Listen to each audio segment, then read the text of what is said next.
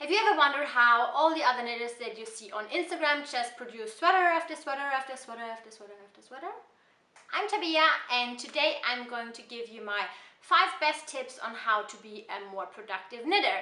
And I hope that by the end of the video you too will be able to just create as much as you want and make a sweater or two each month.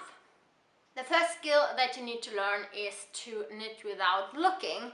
Of course, for obvious reasons, because you can knit while you're watching TV, or if you're pro, even while you're reading, so you can knit while you're doing other stuff. But what I think is the most important reason for me is that you can even knit while you're socialized with non-knitters. If you don't have to look down into your knitting and are very consumed with what you're doing with your hands, then people around you will feel like you are paying attention to what they say and it doesn't feel awkward. And of course, you know, and I know that even if you look at your knitting, you are still listening, but people that don't knit themselves might not get it, and it doesn't feel that awkward to socialize with them and knit at the same time. If you have to look a lot at what you're doing, then I think a good tip is to try to feel the stitches, and it just requires some practice. I just decided once that, I need to practice this, and then I just had to force myself a little bit and try to watch a TV series or something at the same time. And in time you will get better and you will feel what kind of stitches you have on your needles. But the best thing to do is with the stockinette stitch, of course, and if there would be cables or any color work or something included, then of course I will have to look at what I'm doing as well. But stockinette in the round, for example, is great for practicing to knit without looking. My second tip for being more productive is to even knit when you only have very little time.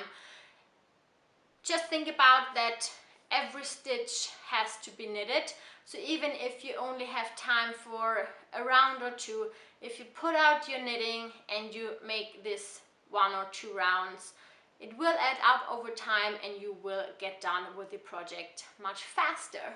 And that requires also tip number 3, which is have a lot of different projects going on at the same time. So for me, I am not too good at it, but I always try to have different projects that are at different stages. So for example, I would try to have one project where it's just stockinette that I could take to the knitting cafe or knit when I'm watching television. Then I would have one project where I have to think or do some calculation. That would be the perfect project when I'm alone at home and have some free time. Or then you could also have a very small project. This is good to take along. But as you progress in your different projects, and of course they will reach different stages, and it's quite hard to time that, but if you can, try to have different projects at different stages so that you are prepared for all of the occasions and always have something that you can just grab and work on.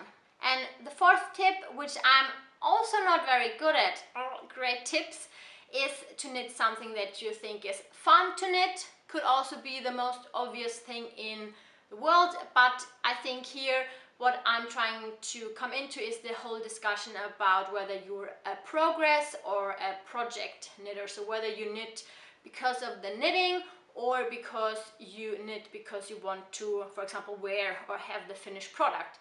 And I'm very often tend to be a product knitter, which means that I maybe not might enjoy the journey there too much. Or of course I enjoy it, but I don't always tend to knit those things where you feel like, one more row, and really get into the flow and just want to knit and knit and knit all of the time.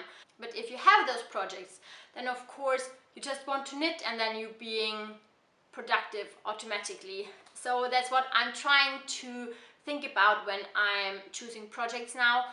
Do I just want to have the product, or will it be fun knitting as well? And I try to choose projects that are equally of the same.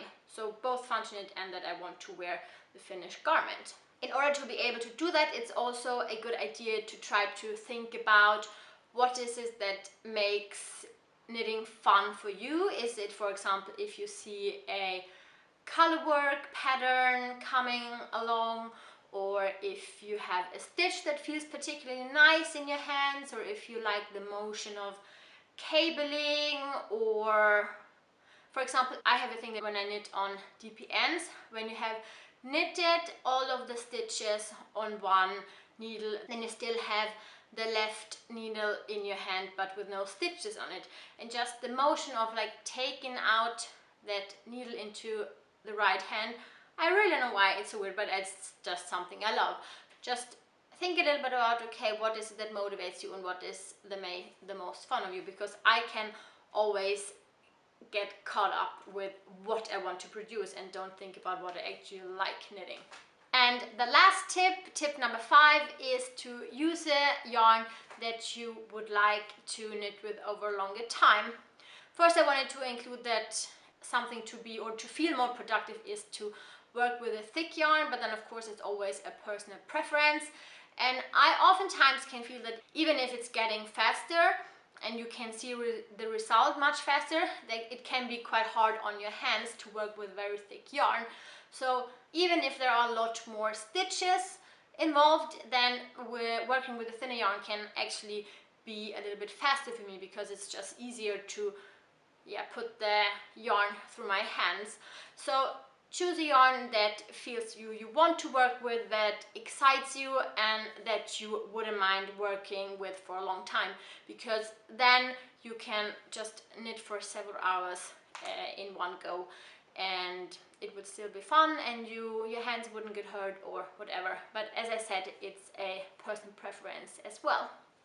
So these were all of my tips. If you have anything to add, please let me know in the comments down below. Thank you so much for watching today. If you want to, you can subscribe to my channel, find me on Instagram, I'm at Tabusen there, and otherwise I will see you next week in a new video. Thank you, bye bye!